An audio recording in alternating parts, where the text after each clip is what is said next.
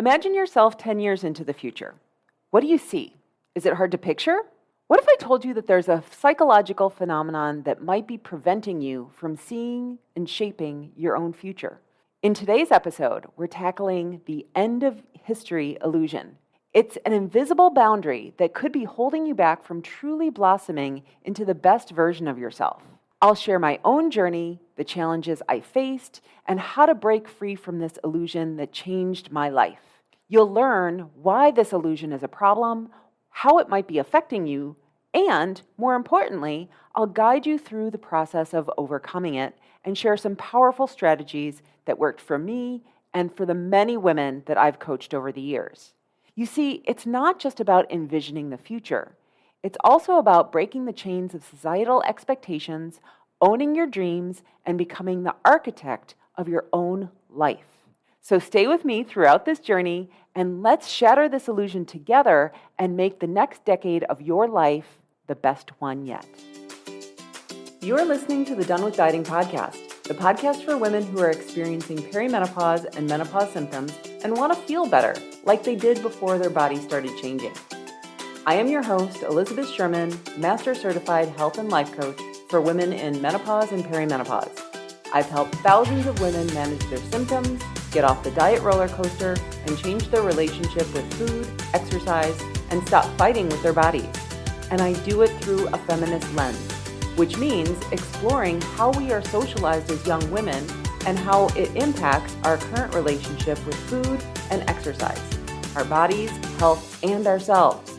What's different about this podcast is that we're exploring your health from all sides, not just food and exercise. We also address the mindset shifts that will make you happier and lead to better health. My goal in this podcast is to illustrate that the reason that diets don't work long-term is because your health doesn't exist in a silo. Your health and your weight are a symptom of other parts of your life and how you show up. I want to help you to feel good and live the life that you desire from a 360-degree approach, body, mind, and soul. Welcome. Let's get started. Hey everyone, welcome back to the Done with Dieting podcast, episode number 139, and I am your host, Elizabeth Sherman. Now, I want you to do something for me. Close your eyes and imagine your life 10 years from now. What do you see? Is it a blur, or is it a crystal clear vision of a healthier, happier, more content you? If it's not the latter, stick with me because in this episode, it could change the trajectory of your life. Today, we're tackling the end of history illusion. This tricky little psychological concept might be holding you back more than you realize. It's the sneaky belief that we are done evolving, that the person that we are today is who we will be forever. It's like believing that we are the final draft when we're really just a work in progress. The problem? This illusion can act like quicksand, pulling us down and keeping us stuck exactly where we are, especially when it comes to our health and our well-being. And if you're feeling like you're sinking rather than soaring after the summer, trust me, you are totally not alone. As we find our feet again post-Labor Day, we have the opportunity to shake off the sand and rise. Now, I have to tell you that on September 20th, I will be hosting a live class that will act as your launch pad, showing you how you can stop dieting without gaining weight, how to break free from the vicious cycle of guilt, and start walking the path of empowered, healthy living. You in? So all you have to do is go to elizabethsherman.com/webinar and you can sign up to join me. I would love to invite you. If you're ready to escape the illusion and start designing your own future, you are in the right place. So let's dive in and kickstart your journey to become the future you. Before we get deep into our topic today, I think it's important to share a little bit of my own journey with you because I think it's through sharing our stories that we really connect and understand each other. So there was a time when I was knee-deep in diet culture, just like you might be today.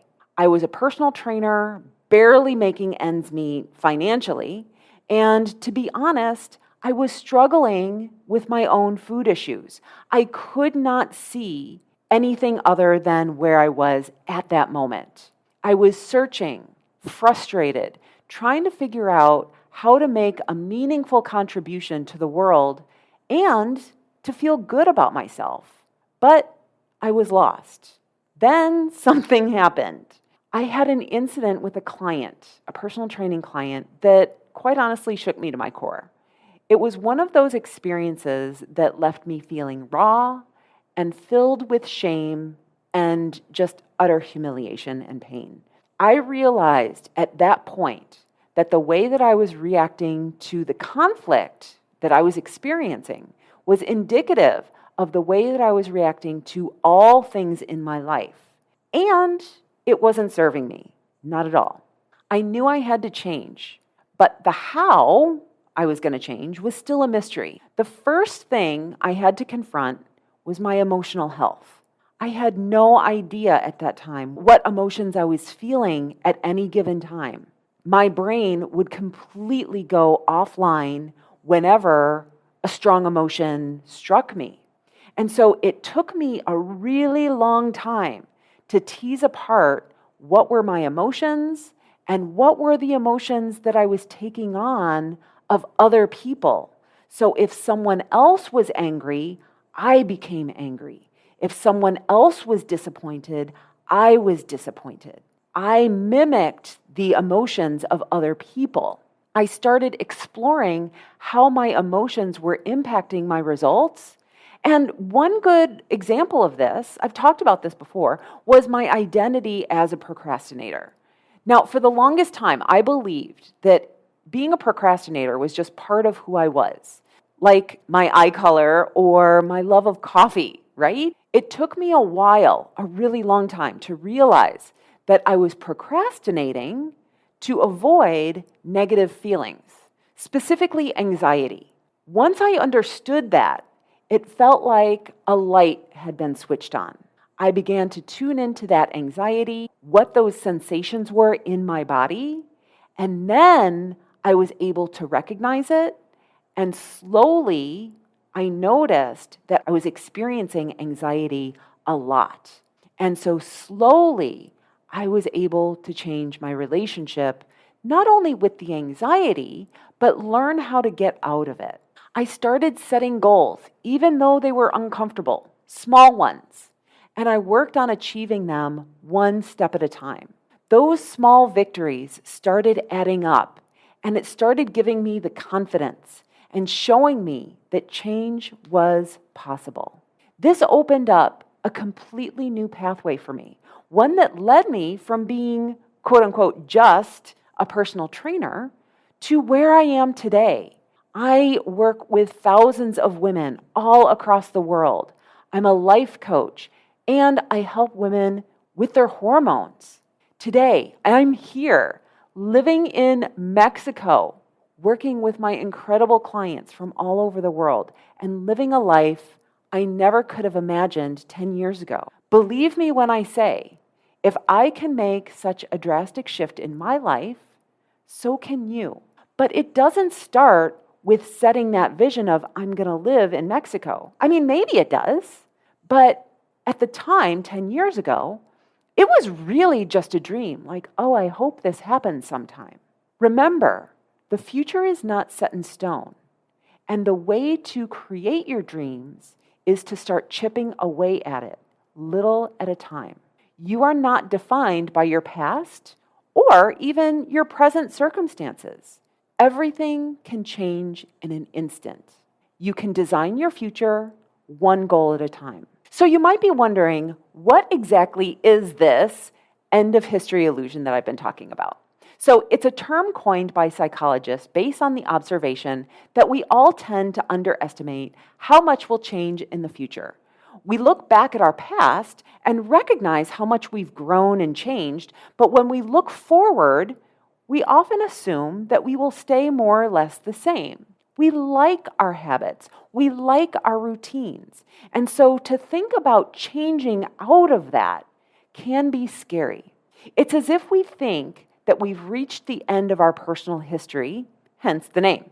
In reality, life is a continuous process of growth and change. We are not static beings, and neither are our lives. But this illusion can trick us into thinking otherwise. Of course, I've had my dance with this illusion. When I was a personal trainer, I was struggling with my own food issues and feeling lost. I couldn't imagine being where I am today. Of course, I assumed that my future would just be an extension of what was happening at that time. And that's what made me really frustrated and feeling stuck. That's exactly what the end of history illusion does. It limits our ability to envision a different future for ourselves, which in turn limits our ability to grow and evolve. This illusion is particularly problematic when we're not happy with our current circumstances. When we can't envision a future that's different from what we have today, we can feel stuck in our present. And this can lead to feelings of hopelessness and defeat, especially when it comes to areas of our lives that we're struggling with, such as health, diet, body image, relationships, or even your career.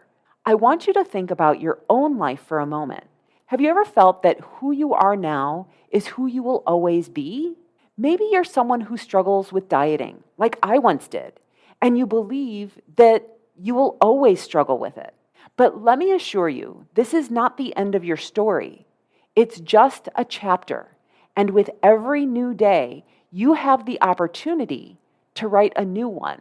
The end of history illusion isn't just a curious quirk of the mind. It can be a serious roadblock to creating the kind of future we want for ourselves. And here's why. If we can't even imagine a different future, how can we start building a roadmap to get there? This illusion can keep us trapped in the status quo even when we deeply desire something completely different. I can tell you from my own experience, I never thought I would be where I am today. 10 years ago, I was a personal trainer, barely making ends meet. I was knee-deep in diet culture, wrestling with my own food issues and feeling deeply unfulfilled. But I was so stuck in my present, I couldn't even imagine a future that looked any different. Many of the women I work with can also relate to this. They've spent so many years putting everyone else's needs before their own, whether it's raising children, caring for aging parents, or managing a demanding career. Their own dreams and desires have been pushed to the back burner, and now they struggle to even imagine a future that revolves around their own wants and needs. They may be afraid to voice these desires, fearing they won't be allowed to have them, because everyone else's needs always have to come first. This illusion reinforces that fear, convincing them that their future is just an extension of their present. But let me tell you, that is not the truth. You are not destined to remain stuck in your present. You totally have the power to envision a future that's completely different than where you are today. And you have the power to make it your reality. Overcoming the end of history illusion starts with one powerful practice: goal setting. Now, I know that some of you might be rolling your eyes at me right now. You've heard me talk about goal setting before, right? But let me assure you that this is different. When we think about goal setting, we often think about these grand ambitions that we want to achieve years down the line. But I want to encourage you to start small. Think about the next hour, tomorrow, next week. What small steps can you take to start molding the future that you want? This could be as simple as deciding to drink a glass of water first thing in the morning, or choosing to read a book for a few minutes every single day. Small steps add up to big changes. Next, give yourself permission to dream. I know this sounds like something out of a Disney movie, but it's absolutely true. So often, we limit ourselves so much by not allowing our minds to wander and imagine a different future. It's okay if your dreams evolve and change over time. That's totally natural. What you wanted in your 20s is completely different than what you want today. That doesn't mean that you've failed. It means that you've grown. For example, 10 years ago, I would never have dreamt that I would be living in Mexico, coaching women from around the world. Yet here I am. I allowed my dreams to guide me, and my goals evolved as my circumstances changed. Sure, we might have to give up one thing in order to do something else, but that is the power of choice. As you set your goals, be sure they align with what you want and not what others expect of you. This was a major turning point for me. I stopped setting fitness goals that society deemed appropriate and started focusing on what felt right for me.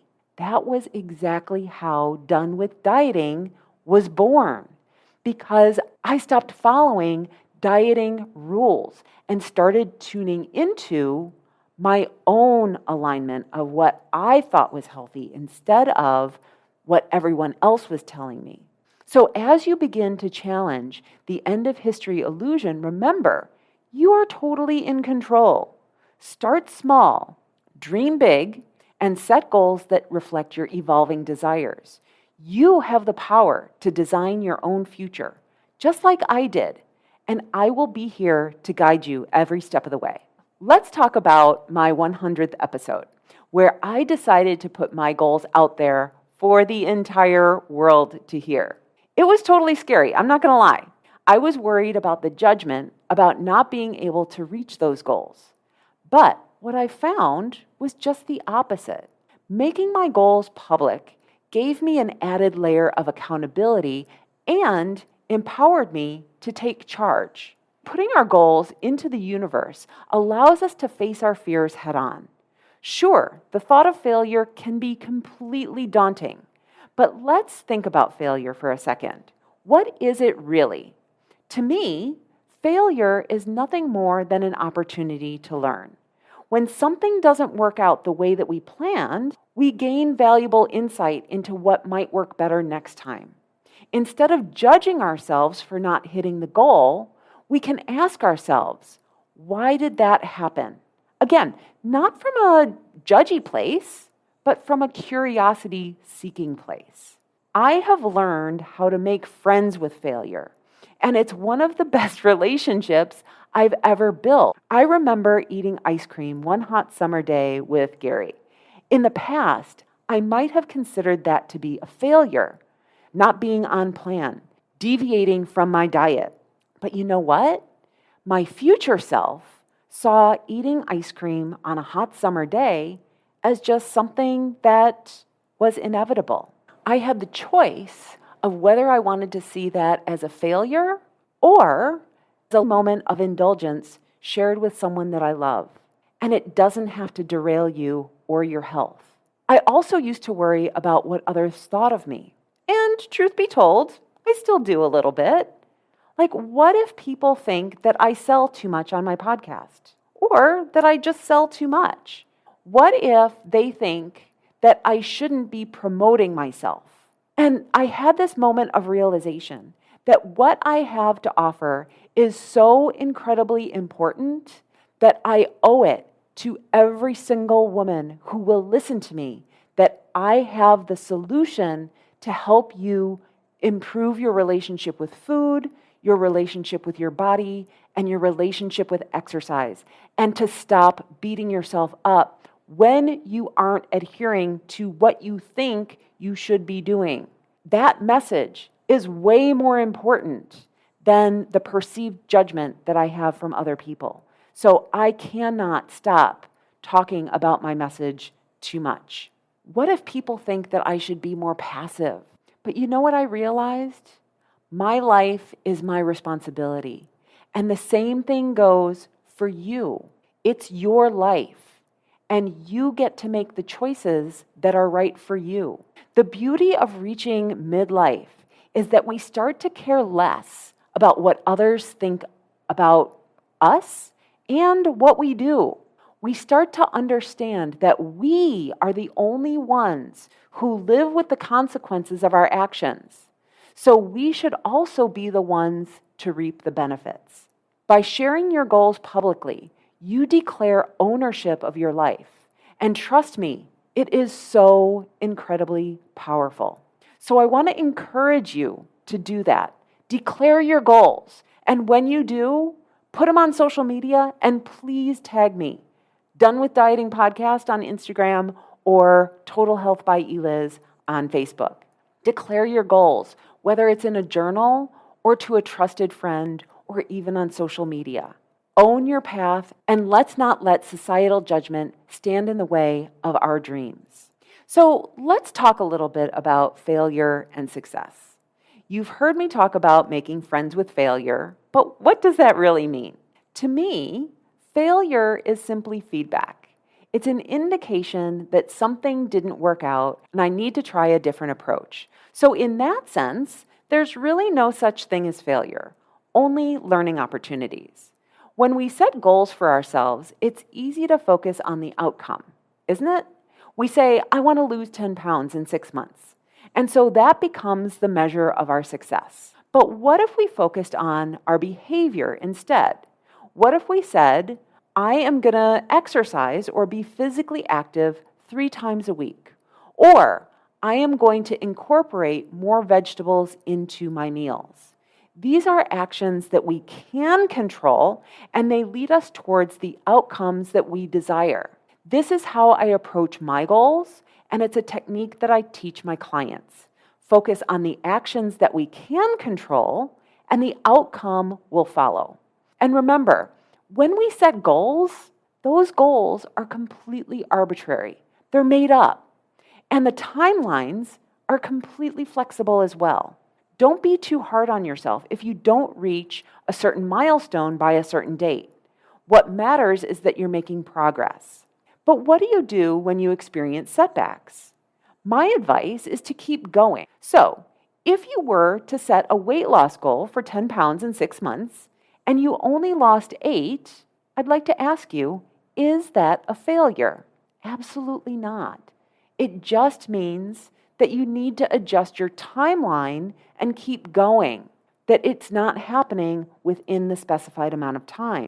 And this is something that trips us up all the time, that when I set a goal for 10 pounds in 6 months, and I've only lost 3 in 3 months, our brain starts telling us, well, now I can't possibly make the goal, so why even try? And that, my friend, right there is defeatist thinking. We've failed before we've even finished. Success lies in how we think about the result that isn't what we expected and how we keep going. Embrace the journey, be kind to yourself, and remember, you are so much stronger than you think. I'm here to tell you that designing your own future is possible, and I stand before you as a testament to that. Again, 10 years ago, I never would have realized where I could be right now. And 20 years ago, oh my gosh, I think about the version of myself that was 35 years old, really struggling, living in Mexico, being a life coach. She would be so proud of me right now. And for me, I am so grateful to her because she is the one that did what was necessary in order to get me here. It wasn't easy, but I want to be an example of what's possible for you. You may not want to do what I am doing. You may not want to live in Mexico. You may not want to be a life coach. You may not want to be a health coach. You may not want to do any of the things that are on my bucket list. It's totally fine. Create your own and realize that it is possible. As I look into the future, my goals are clear. I want to continue helping women just like you to break free from diet culture and live healthier, happier lives. I want to continue to grow and learn, just as I encourage you to do. We are all on this journey together, and I can't wait to see where it takes us. As we wrap up this episode, I want to challenge you. I want you to think about, where do you want to be in 10 years? How old will you be? How do you want to feel? What do you want to have accomplished? Don't let the end of history illusion hold you back. Break free from it, dream big, and start designing your future. The next 10 years are going to pass whether we like it or not. So wouldn't it be better to intentionally set the trajectory of your future rather than just passively sit back and watch what happens? And if you feel like you could use some help in creating that path, Know that I am here for you. If you want the next phase of your life to be different than where it's currently headed, I invite you to schedule a consult with me. Go to elizabethsherman.com/consult. The information will be in the show notes, and I would love to support you on this journey. In closing, remember, you have the power to shape your life, your health, and your future. You are not alone in this, and together we can achieve great things. Thank you so much for joining me today. Have an amazing day, everyone. I will talk to you next time. Bye-bye. Hey, thanks for listening. If the show resonates with you and you have a friend, mother, sister, or anyone else who you think would benefit, I'd love for you to share the podcast with them. You can leave me a rating and review in Apple Podcasts, which helps me create an amazing experience for you. And it helps other women who are done with dieting and want to get off the diet roller coaster to find it as well. See you next week.